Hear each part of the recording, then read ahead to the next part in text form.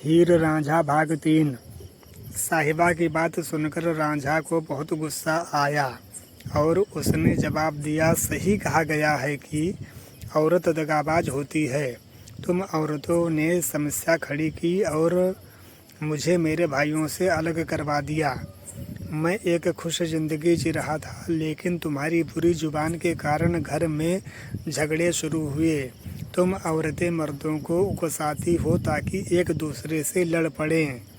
साहिबा ने उतनी ही तल्खी से उलटकर कहा, तुम बहुत ज़्यादा दूध और चावल खा रहे हो, इसलिए इतना घमंड दिखा रहे हो। एक तुम ही हो जो हमारे परिवार पर कलंक हो। अगर घर छोड़ दो और कुछ दिन भूखा मरना पड़े तो तुम्हारी ये सारी भाषणबाजी बंद हो जाएगी।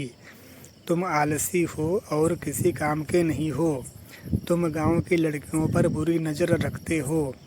गांव की औरतें हमें खुलेआम कहती हैं कि वे तुम्हारे प्यार में पड़ गई हैं। तुम्हारी खूबसूरती देखिए औरतें उसी तरह फंसती हैं जैसे कि मधु में मक्खियाँ चिपक जाती हैं। औरतें तुम्हारे पीछे दिन रात भागती हैं। तुम्हारे प्यार ने जाने कितने घरों को बर्बाद कर दिया है। भौजाई की जली कटी सुनने के बाद रांझा और भी गुस्से में आया और जवाब दिया, सारी दुनिया जानती है कि तुम इस गांव की सबसे झगड़ालू औरत हो और तुम इतनी खूबसूरत हो कि तुम्हारे पति को इस बात का कभी डर नहीं होगा कि कोई दूसरा आदमी तुमको भगा ले जाएगा।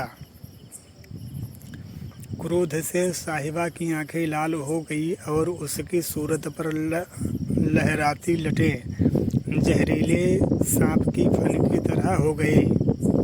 वह बोलने लगी, अगर हम लोग तुम्हारे लिए इतने ही बुरे हैं तो जाओ किसी शियाल की लड़की से शादी कर लो।